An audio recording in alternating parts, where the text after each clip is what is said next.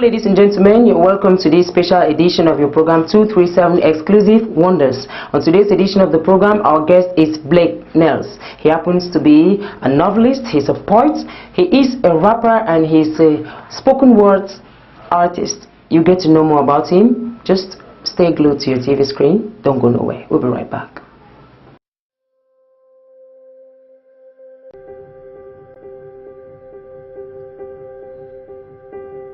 Walking through the path of life, I've always had a controversial point of view about the word destiny. And that is why I wish to ask this question. If you believe in destiny, please tell me why. Because I don't believe in it no matter how much I try. Please picture the situations for a while and tell me, is it destined for a child to be born in a war zone with no one to take off his or her soul? Is it destined that a woman who longed and cried for a baby will die at childbirth even before her newborn catches his first breath?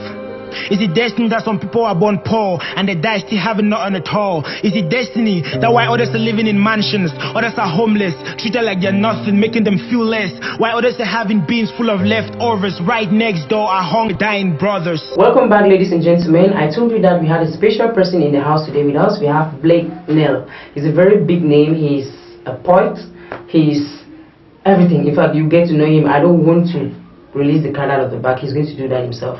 Welcome. Thank you very much. Thank you very much for joining us. The first question we are asking is, I want you to tell us who is Blake Nels, because people are saying different things. I want you to tell us, who are you? Well, the question of knowing who I am actually is one of the most difficult questions. When each time they ask me a question like, who are you, I'm always like, I don't really know exactly what people want to know about me, but I always say Blake Nels. My real name is Neville Blake Nzifu Afong. I'm from the northwest region of Cameroon, precisely from Batu, and I'm a writer. I started writing in Form 2. That's when I wrote my first novel, and until date, I became a poet officially in 2016. I don't really know what exactly people want to know about Blake, but that's who he is. Alright, so you're all of these things in one. Yeah. You're a poet.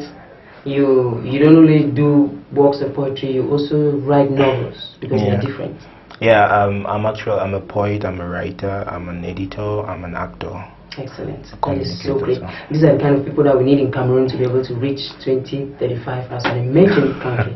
Okay, the next thing we want to find out from you is, the world has been made to understand that there is some new form of artistic display, like spoken words.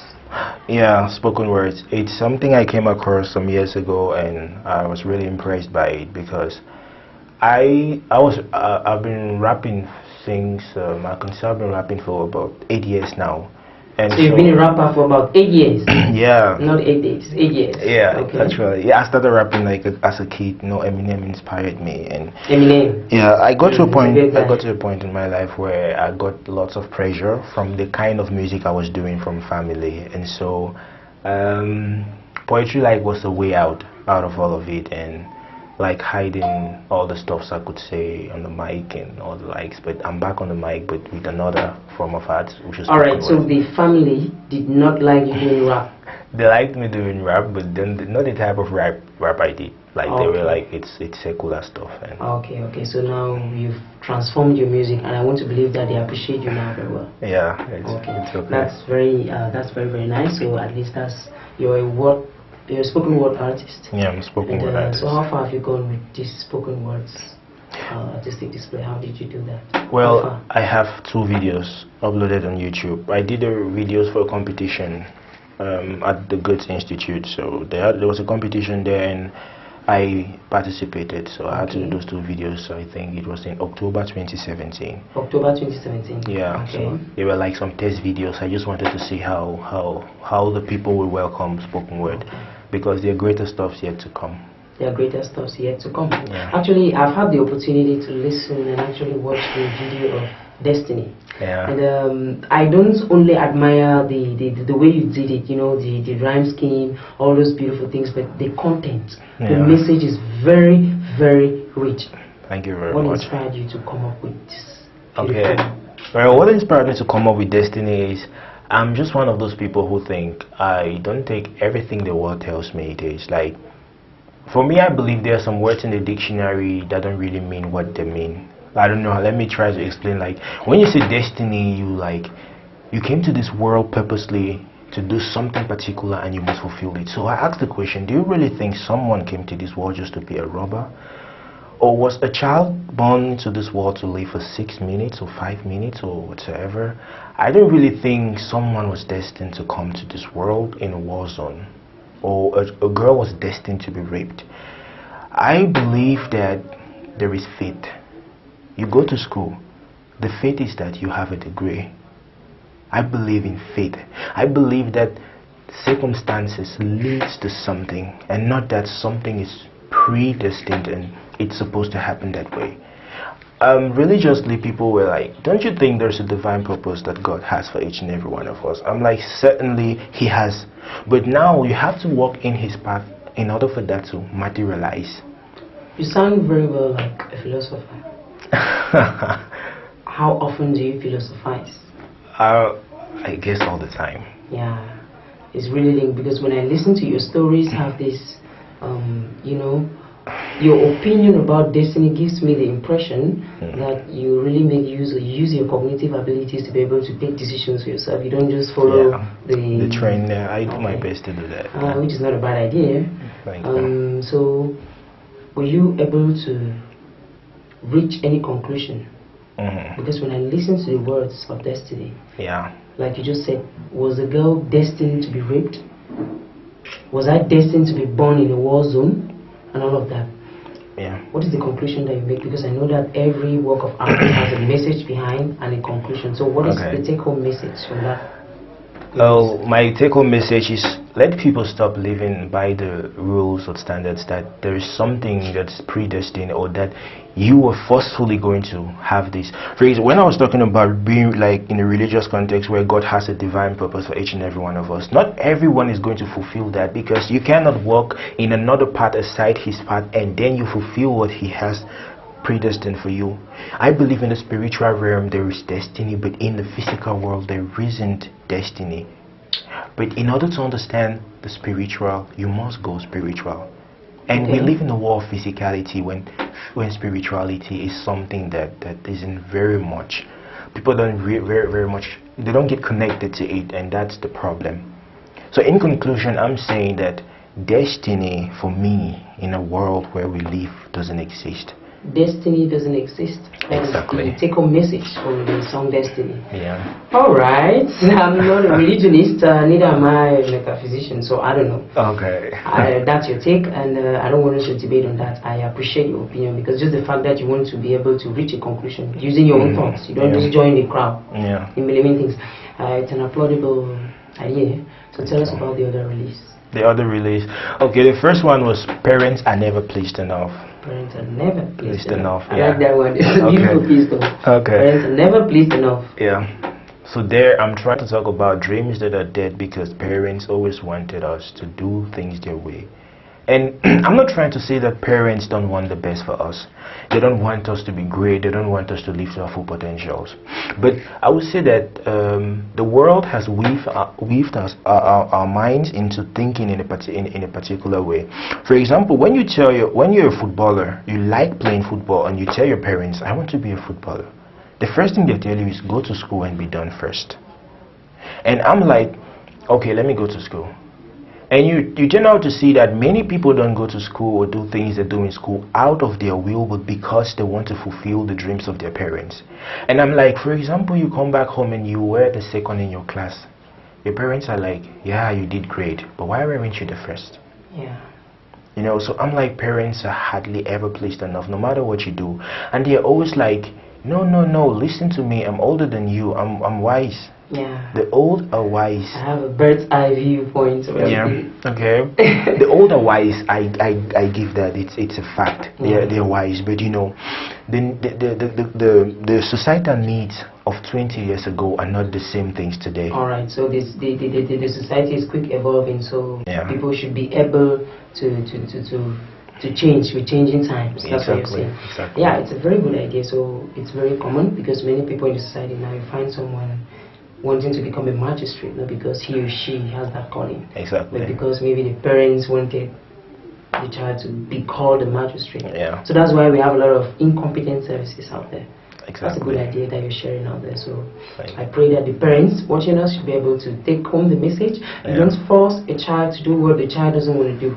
Children are supposed to follow their dreams. Every human being has a calling. Those are magical words from Blake Neal. Thank you. When we come back, ladies and gentlemen, we're going to find out from him. He's told us that he also does rap. He'll tell us a little bit more about his rap and all that, what he's done so far. We'll be right back. Welcome back. We still have Blake Neal with us today in the house. You have 8 years experience in rap. Not 8 days. I said 8 years. So how far have you gone in rap?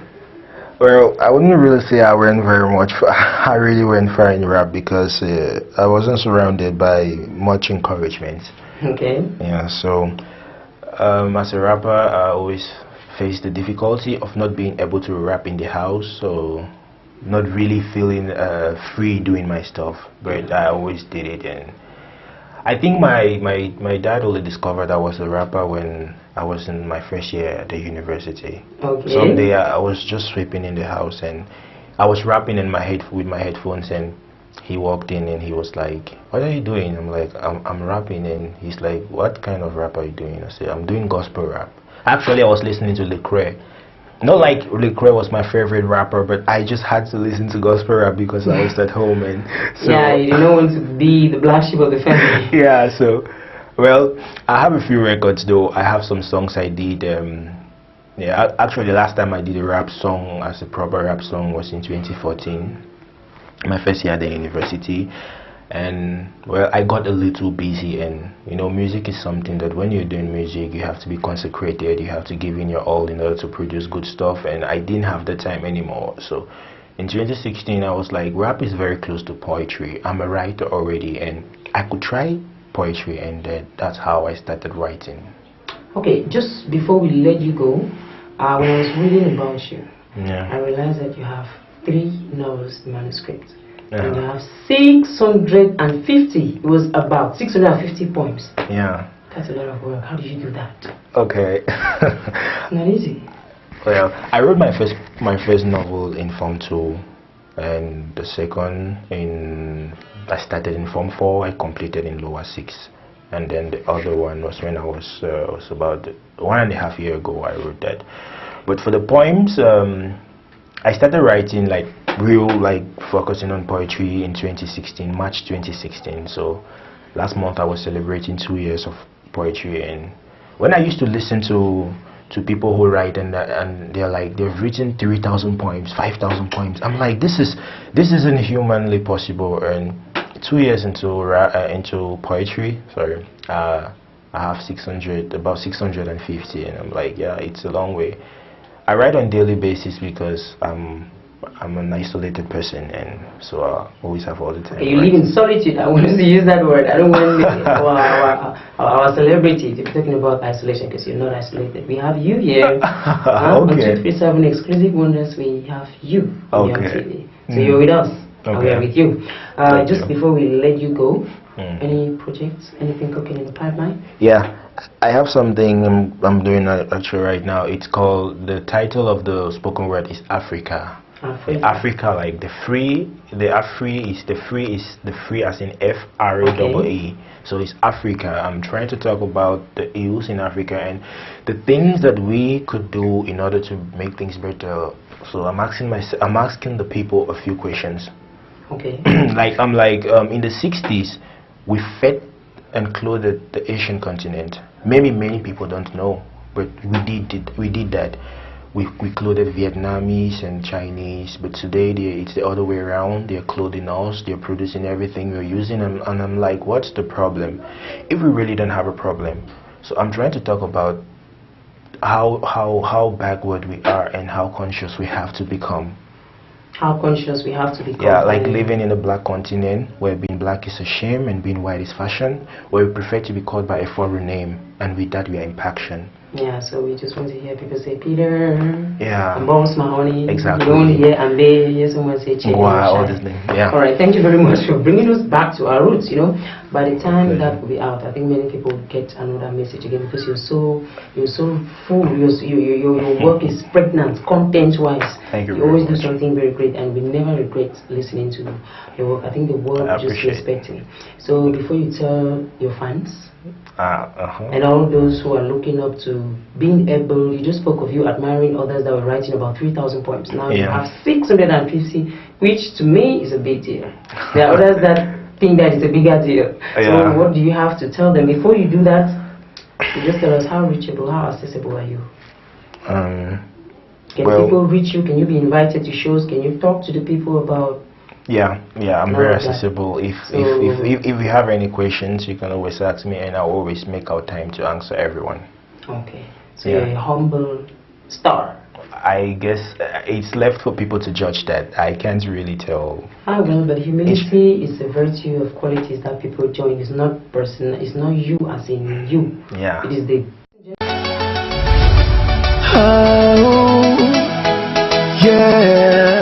Ladies and gentlemen, that was how we saw it on this edition of the program. Our guest on the show today was Blake Nell. He happens to be a rapper, he happens to be a poet, he's a novelist, he's just everything. He's a spoken word artist, and I'm very sure that you learned a lot.